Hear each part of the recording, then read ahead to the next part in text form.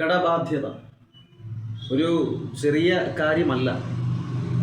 നമ്മളെ സംബന്ധിച്ചിടത്തോളം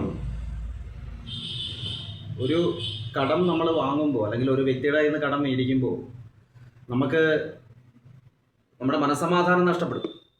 ഏറ്റവും പ്രധാനമായിട്ടും മനസ്സമാധാനം നഷ്ടപ്പെടുക എന്ന് വെച്ചാൽ രാത്രി ഉറക്കം കിട്ടത്തില്ല. ഈ ഒരു അവസരത്തിൽ മാക്സിമം കടം മേടിക്കാതിരിക്കുക എന്നുള്ളതും ഒരു പ്രധാനപ്പെട്ട ഘടകമാണ് അല്ലേ. ഒന്ന് മൈൻഡിനെ ഒന്ന് ക്ലിയർ ചെയ്യുക, ഞാനിനി കടം വാങ്ങില്ല എന്നുള്ളത് നമ്മളൊന്ന് ഉറപ്പിക്കുക ഏതൊരവസ്ഥയിൽ. പക്ഷേ സാഹചര്യമാണ്, സാഹചര്യത്തിൽ നമ്മൾ എന്ത് ചെയ്യും, വാങ്ങിച്ചു പോകും. മറ്റു മാർഗങ്ങളില്ലാതെ വരുമ്പോൾ ചിലപ്പോൾ പണയപ്പെടുത്തി വാങ്ങാം, അല്ലെങ്കിൽ സൗഹൃദത്തിൻ്റെ പേരിൽ വാങ്ങാം. എന്തൊക്കെയാണെങ്കിലും ഈ സൗഹൃദം നഷ്ടപ്പെടുകയും ചെയ്യും. ചിലരുണ്ട് കൊടുത്തു കഴിഞ്ഞാൽ കിട്ടത്തില്ല, അങ്ങനെയും കൂടെ ഒരു ഘടകം അതിനകത്തുണ്ട്.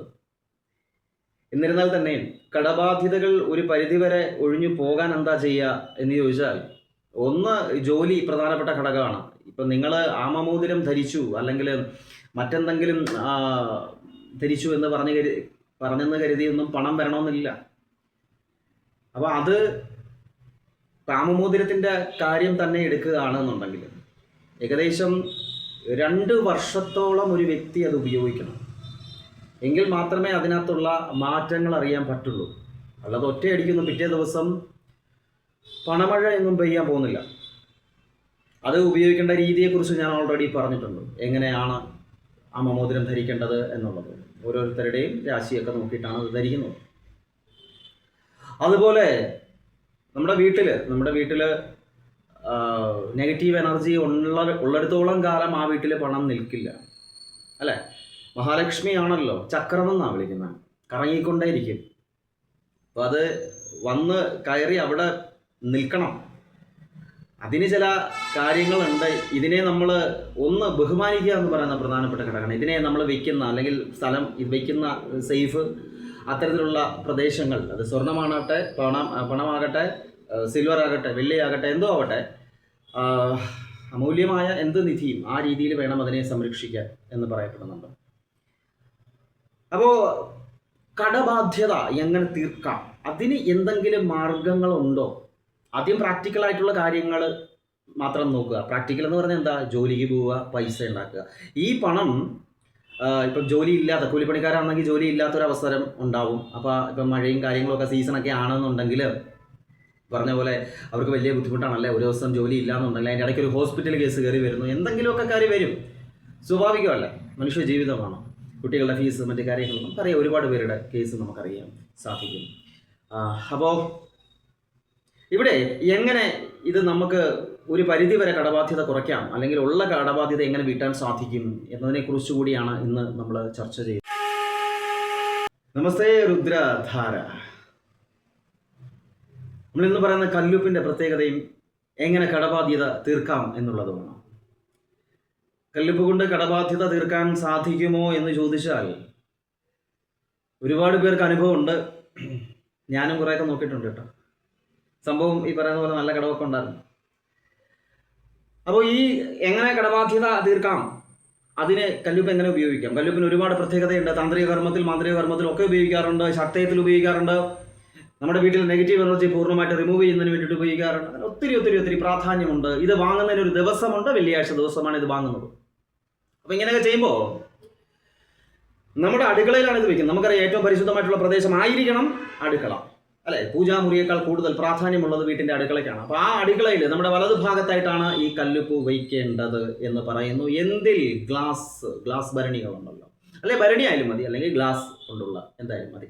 എന്തായാലും ഇത് വയ്ക്കുക എന്നുള്ളതാണ്. എപ്പോഴും നിറഞ്ഞിരിക്കുക എന്ന് പറയപ്പെടുന്നുണ്ട്.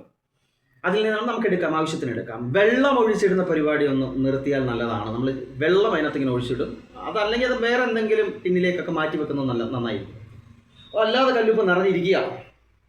ഒപ്പം അതിൻ്റെ കൂടെ എണ്ണയും കൂടെ വയ്ക്കാൻ പറയുന്നുണ്ട്. എണ്ണ ഏത് എന്ന് പറയുന്നില്ല. പ്രധാനമായിട്ടും എണ്ണ ഒന്നുകിൽ നമ്മൾ നെറുകയിൽ തേക്കുന്ന എണ്ണയായിരിക്കണം. അത് ഓരോരുത്തരും വെളിച്ചെണ്ണ തേക്കുന്നവരുണ്ട്. ഈ പാചകത്തിന് എടുക്കുന്ന കുപ്പിക്കകത്ത് തന്നെ വെളിച്ചെണ്ണ എടുത്ത് തലയിൽ തേക്കുന്ന ടീംസ് ഉണ്ട്. അങ്ങനെ ചെയ്യല്. അപ്പോൾ കാച്ചിയ എണ്ണ ഉപയോഗിക്കുന്നവരുണ്ട്, തലയിൽ തേക്കാൻ പ്രത്യേക എണ്ണകൾ യൂസ് ചെയ്യുന്നവരുണ്ട്. അപ്പോൾ ആ എണ്ണ അതിനോടൊപ്പം വയ്ക്കുക. അതല്ലെങ്കിൽ വിളക്ക് കത്തിക്കുന്ന എണ്ണ അടുക്കളയിൽ കൊണ്ട് വെക്കണമെന്ന് വെച്ചാൽ നടക്കുന്ന കാര്യമല്ല. അപ്പോൾ അവിടെ വെക്കേണ്ടത് പ്രധാനമായിട്ടും ഈ പറയുന്ന തലയിൽ നെറുകയിൽ തേക്കുന്ന എണ്ണയാണ് വെക്കേണ്ടത്. മനസ്സിലായി? അത് ആ എണ്ണ ഉപയോഗിക്കുന്നത് അതിന് വേണ്ടി മാത്രമായിരിക്കണം.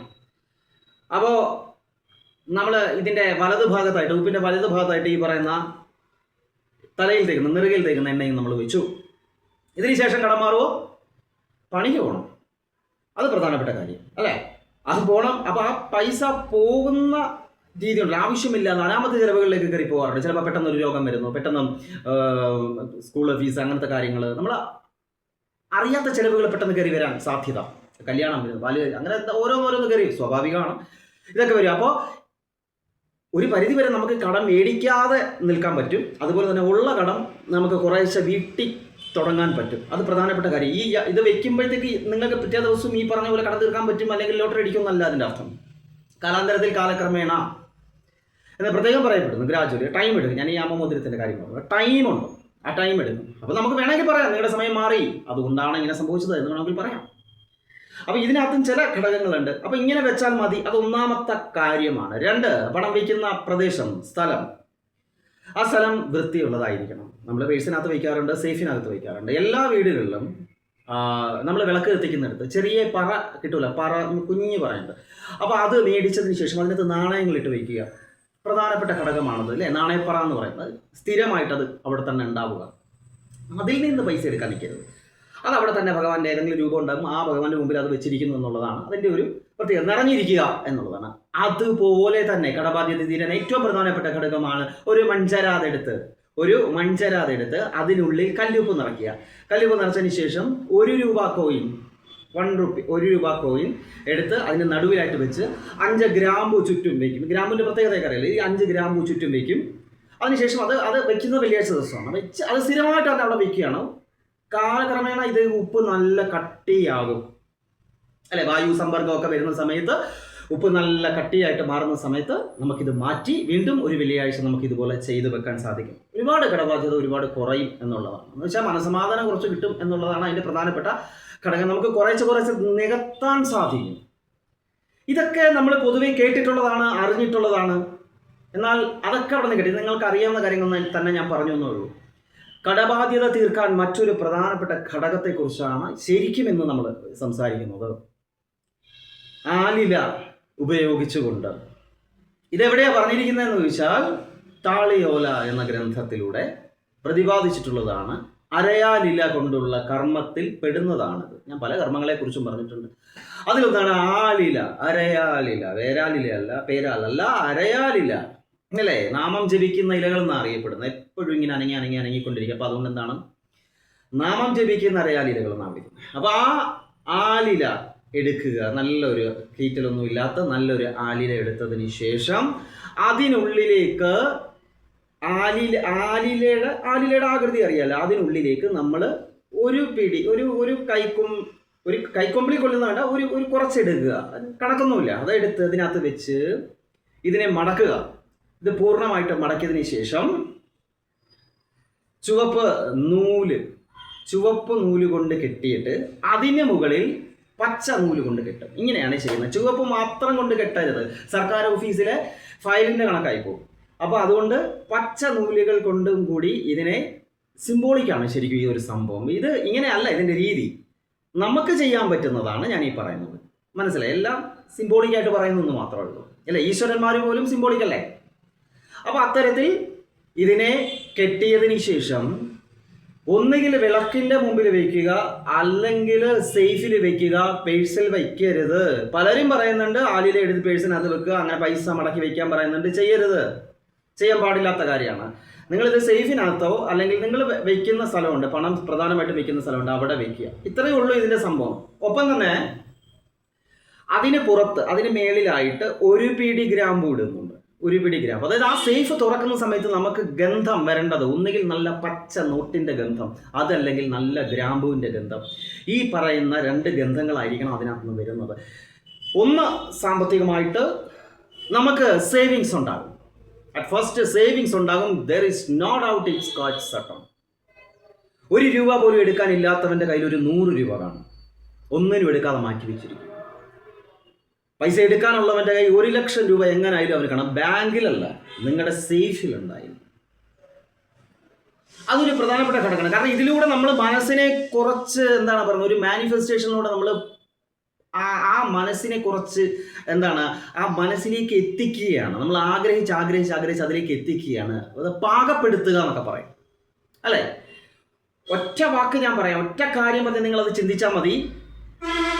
നിങ്ങളുടെ അക്കൗണ്ടിൽ 1 കോടി രൂപ കിടപ്പുണ്ട്, നിങ്ങളുടെ അക്കൗണ്ടിൽ 1 കോടി രൂപ കിടപ്പുണ്ടെന്നൊന്ന് ചിന്തിച്ചു നോക്കുക. ഇതുവരെ നിങ്ങൾ സഞ്ചരിച്ച രീതിയിൽ, അല്ലെങ്കിൽ ഇതുവരെ നിങ്ങൾ സംസാരിച്ച രീതിയിൽ, ഇതുവരെ മറ്റുള്ളവരെ കണ്ട രീതിയിൽ, നിങ്ങൾ സമൂഹത്തിൽ എങ്ങനെ സഹകരിച്ചു എന്ന രീതിയിൽ ആയിരിക്കുമോ 1 കോടി രൂപ നിങ്ങളുടെ അക്കൗണ്ടിലേക്ക് വന്നു കഴിഞ്ഞാൽ നിങ്ങൾ ചെയ്യുന്നത്? അല്ല. നിങ്ങളുടെ രൂപം മാറും, ഭാവം മാറും, സംസാര ശൈലി, സംസാര രീതി മാറും, സൗഹൃദ ഭാവങ്ങൾ മാറും. നിങ്ങൾ ടോട്ടലി സബ്ജക്റ്റഡ് ടു ചേഞ്ച്, മാറും അല്ലേ. കാരണം എന്താ, അക്കൗണ്ടിൽ 1 കോടി കിടപ്പുണ്ട്. ആ വ്യക്തിയുടെ ലൈഫ് സ്റ്റൈൽ മാറുന്ന മാത്രമല്ല, നിങ്ങളുടെ മാനസിക സ്ഥിതി പൂർണ്ണമായിട്ടും മാറും. കോൺഫിഡൻസ് ലെവൽ വർദ്ധിക്കും. എവിടെയും ആരുടെയും മുമ്പിൽ ചെന്ന് നിൽക്കും, ആരോടും സംസാരിക്കും. ചിലർക്ക് അതിൻ്റെ കൂടെ ഇത്തിരി അഹങ്കാരം കൂടി വരും അല്ലേ. അത് വരരുത്. അതൊരു പ്രധാനപ്പെട്ട ഘടകമാണ്. എളിമ പ്രധാനപ്പെട്ട ഘടകം. അഭിനയിച്ചാലും മതി, വിനയം അഭിനയിച്ചാലും മതി. കാരണം ഈ എന്താണ്, നമ്മുടെ വായിൽ നിന്നും ആവശ്യമില്ലാത്ത കാര്യങ്ങൾ പോകരുത്. അഹങ്കാരവുമായി ബന്ധപ്പെട്ട ആവശ്യമില്ലാത്ത പോകരുതെന്നാ ഞാൻ പറഞ്ഞുള്ളൂ. അഹങ്കാരത്തിന്റെ വാക്കുകൾ പ്രയോഗിക്കരുത് എന്ന് മാത്രമേ ഉള്ളൂ. പിന്നെ ചിലരുടെ രീതി അതാണ്. ചിലർ സംസാരിക്കുന്ന സമയത്ത് ആ ഒരു ടോൺ അങ്ങനെയാ, ഒരു അഹങ്കാരത്തിന്റെ ഭാവം അത് ഉണ്ടാവും. അത് ജന്മനാ ഉള്ളതാണത്. അങ്ങനെയുള്ളവർക്ക് കുറച്ച് അല്ല അല്പന ഐശ്വര്യം വന്ന അർദ്ധരാത്രിക്കോടെ പിടിക്കുമെന്ന് പറയുന്ന കണക്ക് കുറച്ചുകൂടെ ഒരു ഇതുണ്ടാവും. അതേ ഉള്ളൂ. എന്ന് കരുതി മോശം വാക്കുകൾ പ്രയോഗിക്കരുത് എന്നല്ല ഞാൻ പറഞ്ഞതിൻ്റെ അർത്ഥം. പ്രയോഗിക്കേണ്ടടുത്ത് പ്രയോഗിക്കണം, അതങ്ങനെ തന്നെയാണ് അല്ലേ. ശ്രീദേവി ഉണ്ടെങ്കിൽ അവിടെ മൂദേവി ഉണ്ട്, 2 പേരും കാണും, അത് യാതൊരു സംശയമില്ല. ഒരാൾ മാത്രം എവിടെയും കാണത്തില്ല, മറ്റേ കക്ഷിയും കാണും, മറ്റേക്കും സ്ഥാനമുണ്ട്. ആരും ചെറുതല്ല, ആരും വലുതുമല്ല അല്ലേ. ആ ഒരു മൈൻഡ് നമ്മുടെ ഉള്ളിൽ തന്നെ ഉണ്ടായാൽ മതി. ഞാൻ ആരെക്കാട്ടിലും വലുതല്ല, ഞാൻ ആരെക്കാട്ടിലും ചെറുതുമല്ല, എനിക്ക് എൻ്റേതായിട്ടുള്ള സ്ഥാനമുണ്ട് എന്നുള്ളത് ചിന്തിക്കുക എന്നുള്ളതേ ഉള്ളൂ. അപ്പോൾ ഈ ഒരു കോൺഫിഡൻസ് ലെവൽ പണം എന്ന് പറയുന്നത് കൊണ്ട് ഉണ്ടാക്കാൻ പറ്റും. പിന്നെ ഈ പൈസ കൊണ്ട് മാത്രം എല്ലാ പ്രശ്നങ്ങളും തീരുമോ എന്ന് ചോദിക്കുന്നവരുണ്ട്. ശരിയാ, ലോകത്ത് എല്ലാം പണമല്ല എന്ന് പറയണമെങ്കിൽ അവൻ കോടീശ്വരനായിരിക്കണം. പൈസ ഇല്ലാത്ത ഒരുത്തൻ ഒരിക്കലും അത് പറയത്തില്ല. പൈസ ഇല്ലാത്ത ഒരുത്തൻ പറഞ്ഞു കഴിഞ്ഞാൽ നമ്മൾ പറയാം എന്ത് പറഞ്ഞത്, അത് ഇല്ല, അവൻ പറയുന്ന താളം പറയുന്നു. പക്ഷെ കാശുള്ള ഒരു വ്യക്തി അത് പറയുന്നെങ്കിൽ എന്തോ ഒരു എളിമയാണ് എന്ന് നമ്മൾ പറയും അല്ലേ. ഇത് തമ്മിലുള്ള വ്യത്യാസം അവിടെ തന്നെ നമുക്ക് മനസ്സിലാക്കാം. യെസ്, ഡെഫിനറ്റ്ലി എല്ലാം ഗൈഡ് ചെയ്യുന്നത് പറയുന്ന സമ്പത്ത് തന്നെയാണ്. അതിനെ നമുക്ക് മഹാലക്ഷ്മി എന്ന് തന്നെ വിളിക്കാം അല്ലേ.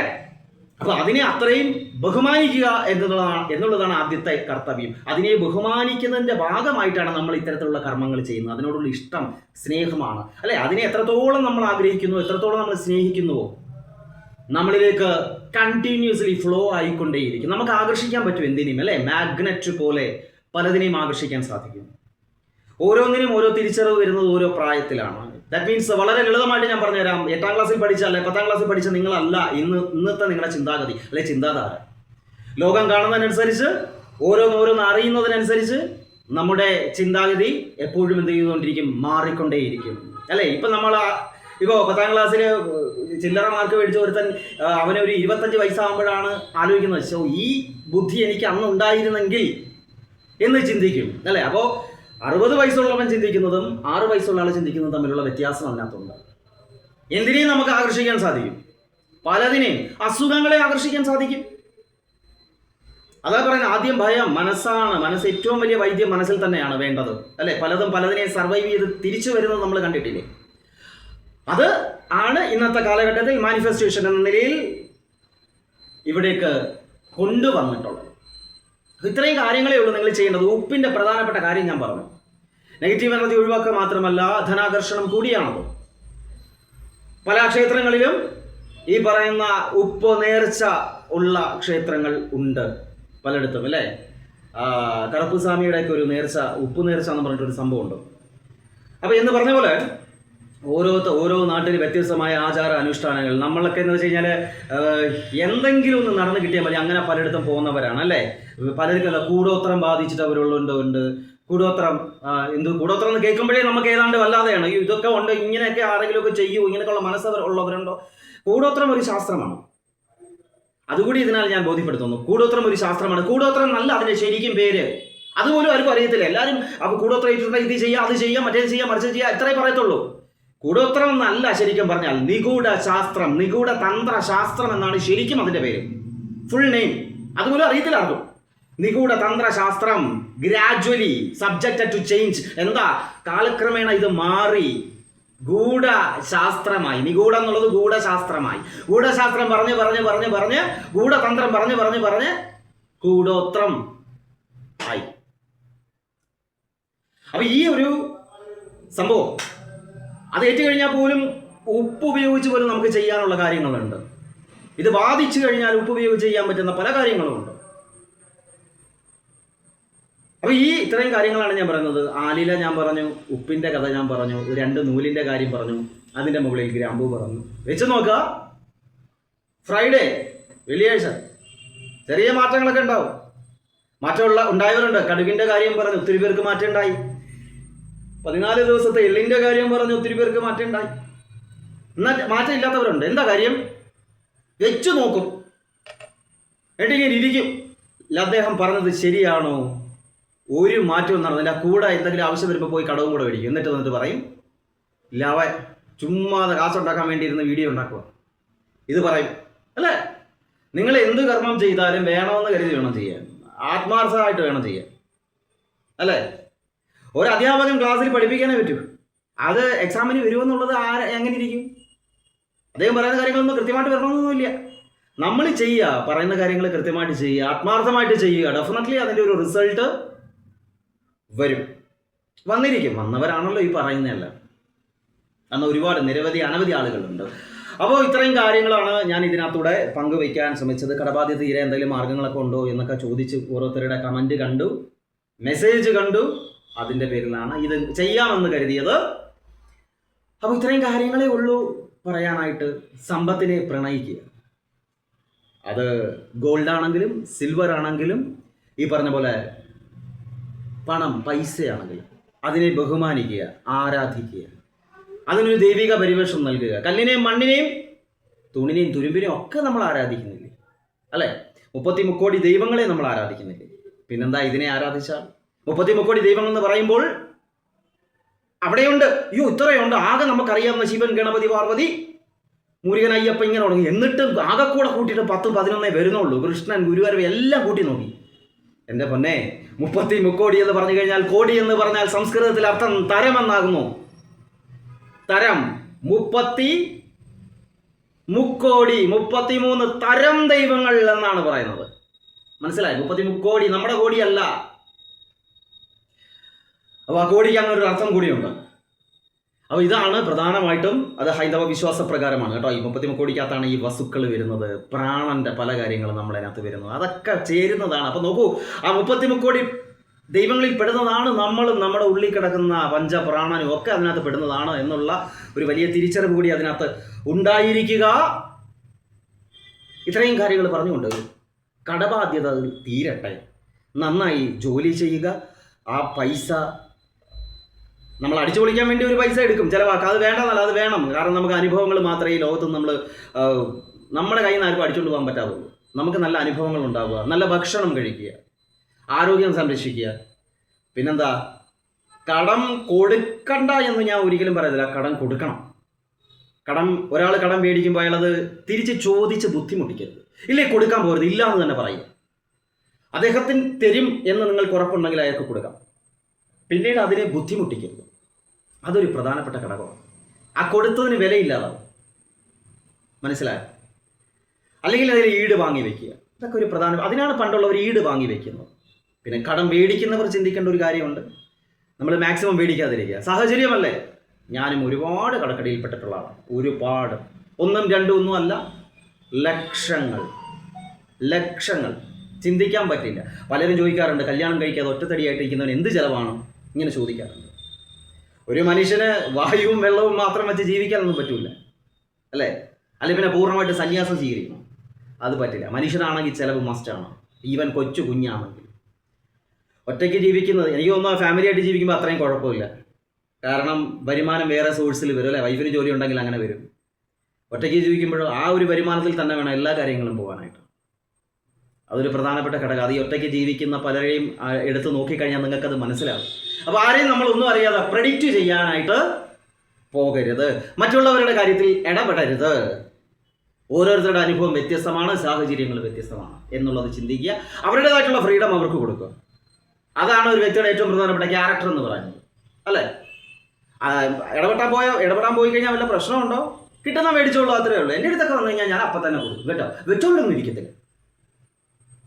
അപ്പോൾ എത്രയും കാര്യങ്ങൾ പറഞ്ഞുകൊണ്ട് നമ്മുടെ സബ്സ്ക്രൈബേഴ്സ് ഒക്കെ പലരും എൻ്റെ നമ്പർ ചോദിച്ച് ഈ എൻ്റെ ഇതാണ് എടുക്കുന്നത്, എന്താണ് ഈ കമൻറ്റിനകത്ത് പലരുടെ ആവശ്യം പറഞ്ഞിട്ട് വരുമ്പോഴാണ് ഞാൻ നമ്പർ കൊടുക്കുന്നത്. ഞാൻ അല്ലാതെ പരസ്യപ്പെടുത്തിയിട്ടില്ല. ഡെഫിനറ്റ്ലി ഞാൻ ഇതിനകത്ത് എൻ്റെ നമ്പർ കൊടുത്തിരിക്കാം. ആദ്യമായിട്ടാണ് കാരണം ഇതിനെ ഒരു പരസ്യം വേണ്ട, മാന്ത്രികം ചെയ്യുന്നത് കൊണ്ട് അതിനൊരു പരസ്യം വേണ്ട എന്ന് ചിന്തിച്ചതാണ്. പക്ഷെ പലരും പല രീതിയിൽ ചോദിച്ചിട്ടുണ്ട്. നിങ്ങൾ കമൻസ് എടുത്ത് നോക്കിയാൽ മതി. പലർക്കും അയച്ചു കൊടുത്തത് എടുത്താണ് എന്നെ വിളിക്കുന്നത്. അപ്പോൾ അതുകൊണ്ട് ഡെഫിനറ്റ്ലി ഞാൻ ഇതിനകത്ത് നമ്പർ കാണിച്ചിരിക്കും. So only WhatsApp, no call പറഞ്ഞിട്ടുണ്ടല്ലോ. എത്ര പറഞ്ഞാലും കേൾക്കത്തില്ല. പക്ഷേ നമ്മൾ എന്ത് ചെയ്യും? കോൾ വിളിച്ചെങ്കിലേ സാധിക്കൂ, വിളിച്ചെങ്കിലേ മതിയാവും. അപ്പം അതുകൊണ്ട് കോൾ ചെയ്യരുത്, ഓൺലി വാട്സപ്പ് മാത്രം എന്നും പറഞ്ഞുകൊണ്ട് എല്ലാവർക്കും ഒരുപാട് സബ്സ്ക്രൈബേഴ്സൊന്നുമില്ല, കുറച്ചല്ലേ ഉള്ളൂ. അപ്പോൾ ഉള്ള എല്ലാവരും കാണണം കേട്ടോ. പ്രയോഗിച്ച് നോക്കുക. കടബാധ്യതകളുള്ളവരൊക്കെ പ്രയോഗിച്ച് നോക്ക്. സമ്പത്തും ഐശ്വര്യവും ധനസമൃദ്ധിയും ഒക്കെ ഉണ്ടാകട്ടെ. മഹാരുദ്രൻ്റെ എല്ലാ അനുഗ്രഹങ്ങളും ഉണ്ടാകട്ടെ എന്ന് പ്രാർത്ഥിച്ചുകൊണ്ട് നമസ്തേ.